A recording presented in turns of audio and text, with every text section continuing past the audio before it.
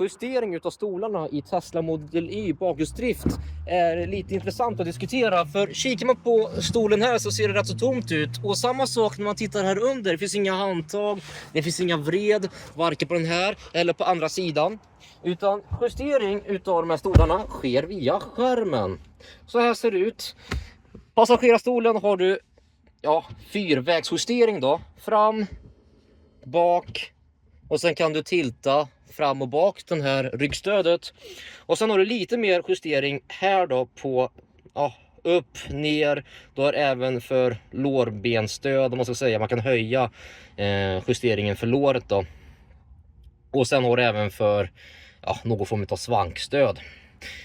Men det jag vill egentligen med den här videon är fråga lite grann. Vad tycker ni om det här att justera stolsinställningar via skärm istället för att liksom ha fysiska knappar och kontroller? Kommentera gärna.